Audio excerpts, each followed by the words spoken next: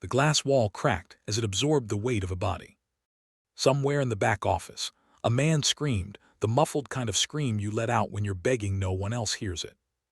Jason Statham walked slowly down the tiled corridor of the luxury dealership, the sounds behind him. They didn't slow him down. His shirt sleeves were soaked. His jaw locked.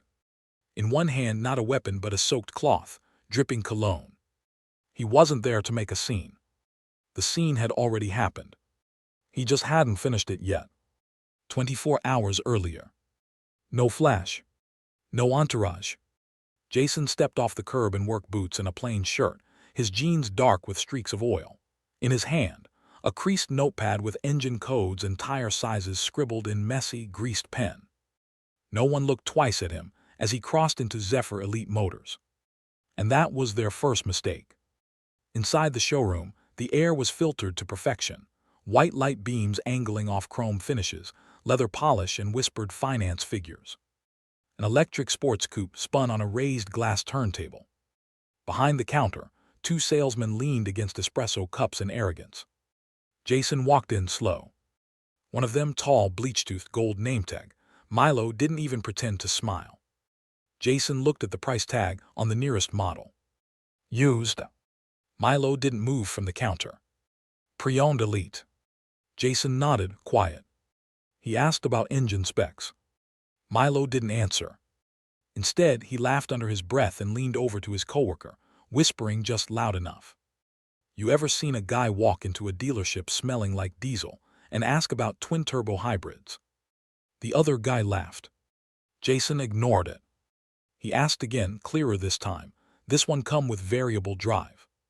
Milo sighed, loud, then walked over. He didn't answer the question.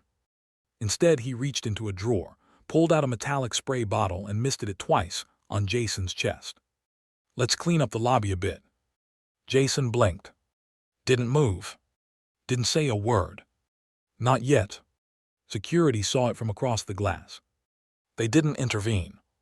Because to them, it was just another working-class guy who stepped too close to the luxury line. But what none of them knew was that just 8 hours ago, in a silent boardroom on the 47th floor of Cordell Group Holdings, Jason Statham signed acquisition control of Zephyr Elite Motors. Not as a stunt, not as revenge, but as strategy.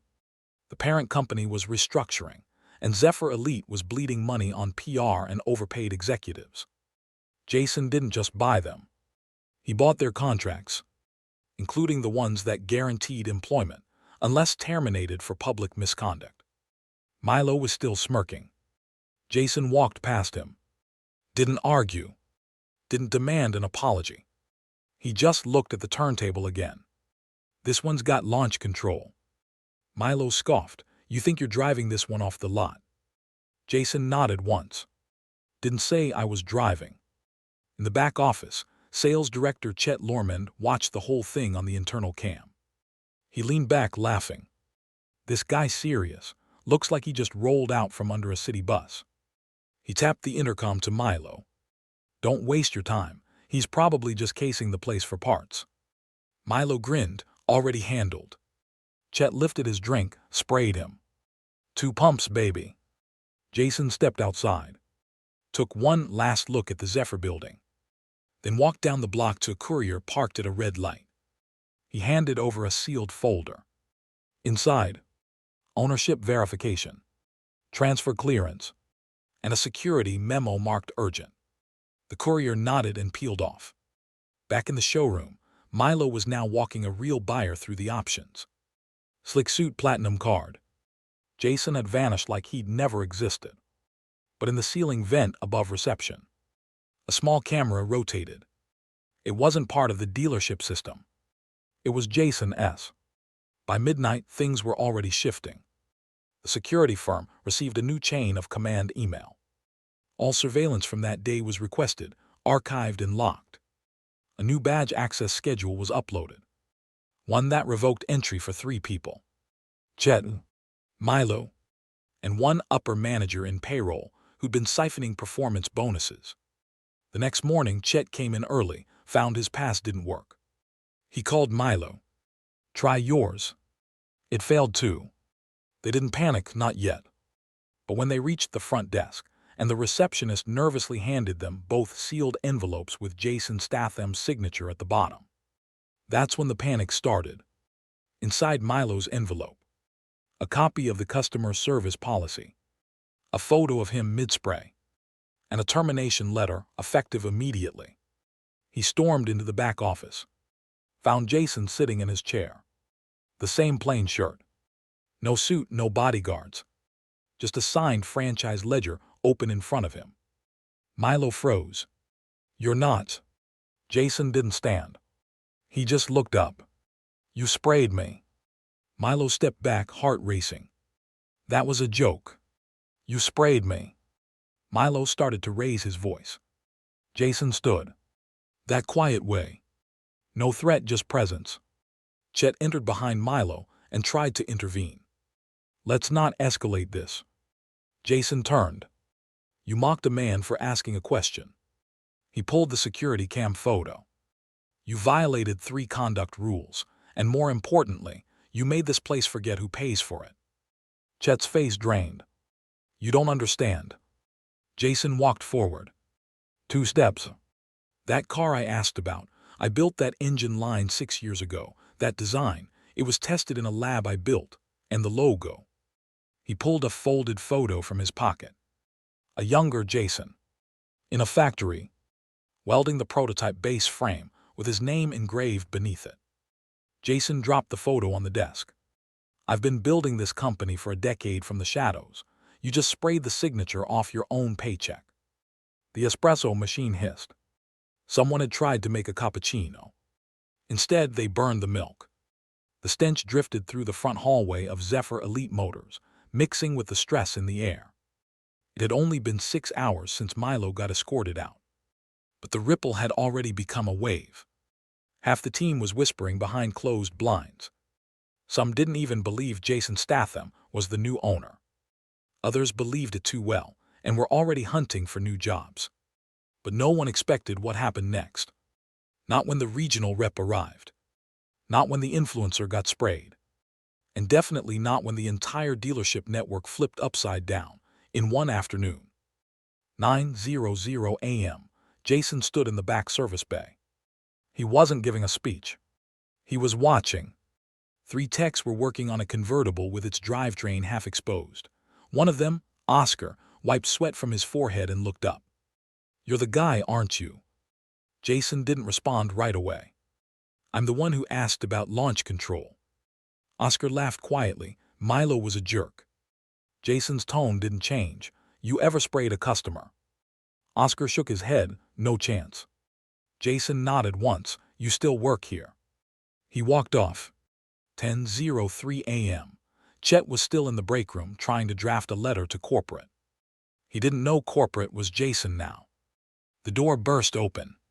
Tall woman, sharp gray suit, clipboard. Regina Folsom, regional manager for Zephyr Holdings. Her heels clicked like gunfire. "Where's the buyer?" Chet stood up, forcing a smile. "You mean the new owner?" "Yes, that's what I said." Jason walked in behind her before she even noticed. "You're late." She turned, paused, and frowned. "I wasn't told this was a casual meeting." Jason didn't flinch. "You weren't told anything, that's the problem." Regina took command of the nearest office. Threw her coat over the chair like she'd done it 1,000 times. Opened a thin folder. "This is a PR crisis. Social media mentions are up 400%, but not for good reasons. We had a video of your Milo moment leak already." Jason raised an eyebrow. "I didn't film it." "You didn't need to. The cameras are in the ceiling.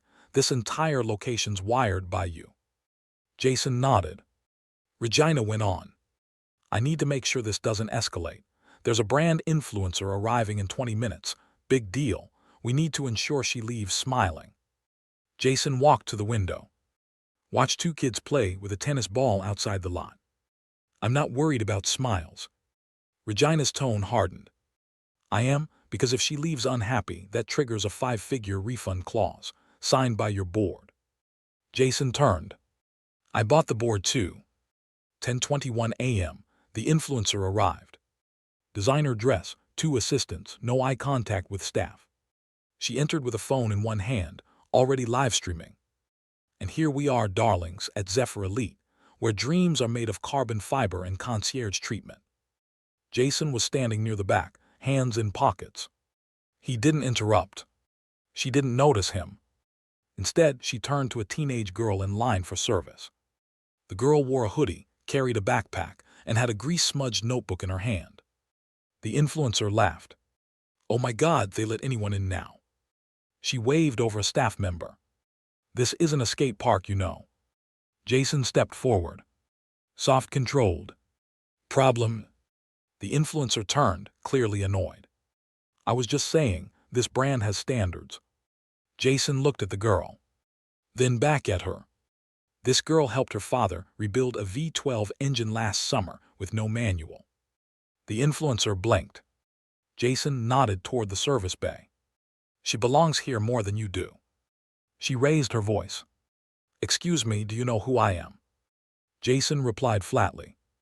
"Yes, and you just disqualified yourself from our collab contract."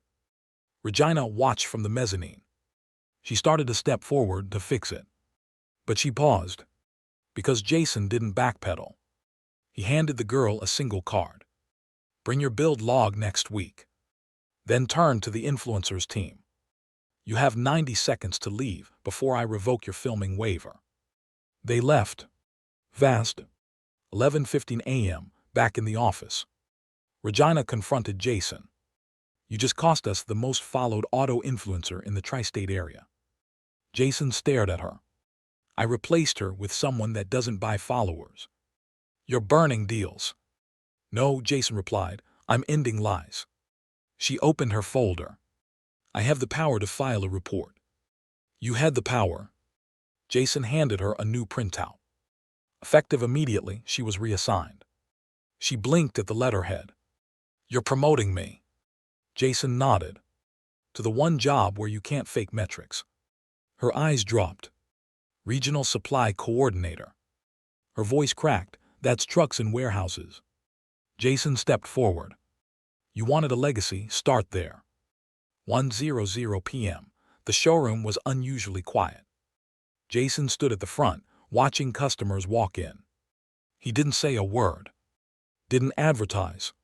But they came anyway. Not for the chrome. Not for the flash. For the silence. For the feeling that someone behind the glass got it. One mechanic walked up beside Jason. "Oscar again. You're not like them." Jason didn't look at him. "I was never one of them." Oscar nodded. "Feels better in here today." Jason nodded once. Then turned. "There's still one more left." Oscar looked confused. "Who?" Chet. Back office. Still on his laptop. Still trying to spin the day into a corporate-friendly memo. He didn't hear the door open. Jason stepped inside. Sat down across from him. "You're still here." Chet didn't look up. "Trying to clean the damage." Jason leaned back. "I checked your records." Chet paused. "You've been here 14 years, opened this branch, saw it rise." Jason continued. "But the last 2 years you stopped listening. You stopped walking the floor. You became Milo in a blazer." Chet swallowed. "I didn't spray you." Jason stood. "That's the only reason I'm offering you a choice." Chet looked up surprised. "You can stay." Jason set a single envelope on the desk. "But you don't stay as a manager, you stay as a trainer." Chet opened it. Inside, a job offer. With lower pay. Less title. But more purpose. Jason turned to leave. Chet asked why. Jason paused at the door. "Because someone once did that for me." The email was marked internal only. Sent from an encrypted device. Subject line. Recall title opportunity window, 72 HRS. Inside it. A plan. Step by step. Jason Statham's management of Zephyr Elite was to be audited publicly. Privately, they would insert a corporate agent to collect missteps, pressure staff, and quietly influence board members to rescind control. They called it a soft reverse takeover. What they didn't count on. Jason reading the email before it even reached the recipient. Because the woman they sent. Jason trained her. Her name was Eliza Dorn. She walked into the showroom at 10:06 a.m. sharp. Blonde bob, subtle heels, polished calm, holding a resume that listed fake credentials and a vague background in automotive retail consulting. Jason stood near the front desk, arms crossed. He didn't stop her. Didn't call her out. He let her believe she was undercover. Because sometimes the best way to find the leak is to let it pour.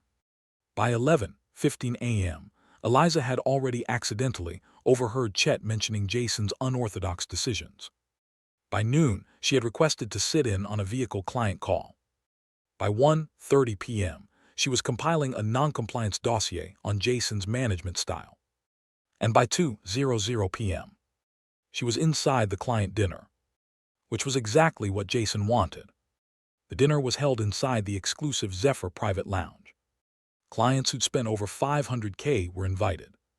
White wine, dark leather chairs, suits as stiff as their stories. Jason didn't dress up.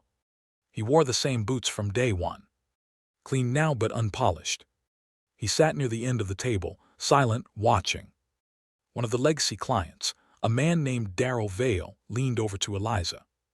"Who's the new guy? He looks like he broke in through the service door." Eliza smiled. "I think he's temporary management." Jason heard it. Didn't react. Yet. At the halfway mark, Jason stood. Tapped the side of his glass.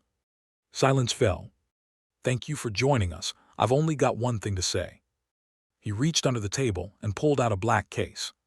Set it down. Unlatched it. Inside. Not a bottle. Not a watch. But a rusted engine part. Confused faces blinked around the table. Jason held it up. "This is a crankshaft from the first prototype Zephyr built. You all know this brand because of ads. What you don't know." He stepped forward. "Is that I was the guy testing those first engines at 2 a.m. when the money ran out. When corporate pulled funding, I took out a loan to keep R&D going. Quietly." He looked at Eliza. "You're not the only one who can run a file." Eliza froze. Jason continued. "This company was built by hands like mine, not hedge funds, and every one of you profited from it." He dropped a single sheet in front of Darryl Vale. It was a redacted invoice from 2014. Signed in Darryl's name. It showed illegal labor imports. Cut-rate engine builds. Hidden under premium pricing. "You want to play who owns who? Let's play." Darryl stood. "This is outrageous." Jason pointed at him. "You cut our welders' hours and still charged our clients full. I knew. I let it go until you opened your mouth." Eliza tried to leave. Jason blocked the door. "Sit down, you're not auditing anything." She stammered, "This is unethical." Jason stared at her. "You forged a background, tried to undermine staff, and worse, you underestimated me." He handed her a folder. Inside, a photo. Her 5 years ago. In training. Wearing Jason's workshop badge. He whispered, "I taught you, and you came back for scraps." Eliza trembled. Jason turned to the room. "I'm not your consultant. I'm not your PR man. I'm the one who remembers every number you tried to forget." Regina watched the entire dinner play out on the security feed. She was stunned silent. Beside her, Oscar muttered, "That's a different kind of rich." The next morning, Jason restructured the board access chain. He made 3 moves. Gave Chet formal training authority. Installed Regina as supply lead over 5 branches. Promoted the girl with the build log. Her name was Ava, as the first ever youth ambassador for Zephyr Elite. She was 15. The media exploded. Meanwhile, Jason sent one final message. A USB drive. Delivered by hand. To the Cordell Group's legal desk. Inside. A video. Milo years ago. Mocking clients. Bragging about forged VINs. Jason's voice narrated calmly. "You came for me, but I was already inside the walls. You want a war, or do you want your name still worth something in 6 months?" They didn't respond. Because they didn't have to. That night, Jason received a silent notification. Ownership challenge, REVOKED. Ava stood at the edge of the garage lift. She had grease on her cheek, boots 2 sizes too big, and her hands trembling slightly. Jason Statham stood beside her. Calm, silent, watching. He didn't correct her grip on the torque wrench. He didn't point out the missing gasket. He just said one thing. Feel it, then fix it. She did. Tightened it. Clean. He nodded. That's the job. It had been 4 days since the sabotage attempt. 3 since the influencer meltdown hit the media. 2 since Cordo Group formally revoked the ownership challenge and emailed a thank you to Jason, laced in quiet fear. And now, Jason wasn't answering their calls. Because he was done. But he wasn't finished. The dealership floor had changed. Customers no longer whispered. They watched. Watched the way staff didn't flinch anymore when asked questions. Watched how mechanics explained things in plain language. Watched how Ava walked freely through all sections like she belonged, because she did. A man in a tailored suit arrived that afternoon. Said he was from Brand Architecture, some consultancy firm hired by Cordo. He asked to speak with the owner. Jason didn't even come down. Regina met him at the door and said. He already left the building. Jason wasn't in the building. He was across town, standing in front of an abandoned factory unit with peeling paint and a faded sign. Z Prototype Lab 4. This was where it started. The first Zephyr engine. The first mock-ups. The place Milo and Chet never knew about. The place Ava had only heard rumors of. Jason pushed open the rusted door. Inside, the smell was still there. Burnt rubber. Old chalk. Weld smoke. He walked to the back. Unlatched a crate. Inside, one engine, half-built. Still engraved with his initials. Back at the dealership, Regina was hosting a live Q&A with the public. Oscar, now head mechanic, answered questions from livestream viewers. Chet, stripped of ego but stronger than ever, taught new hires in a training bay. One question came up. Where's the CEO? Chet just smiled. He's not a CEO. Then pointed to a dusty sign Jason had ordered placed on the wall the day before. Don't chase the title, build the engine. In the factory, Jason sat on a workbench. A digital recorder beside him. He hit record. If you're hearing this, it means the dealership is either falling apart again, or someone finally asked where it all came from.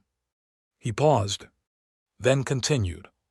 There's no roadmap for building something honest in a world that profits off illusion, but if you're trying to remember how this place ran when it worked, start here. He pointed to a wall. A single switch. Labeled Test Z4 Don't Pull. He grinned slightly. Pull it. Later that night, Regina and Ava received sealed packages. One each. Jason's handwriting outside. Do not open. Not until the system breaks again. They didn't know what was inside. But they didn't question it.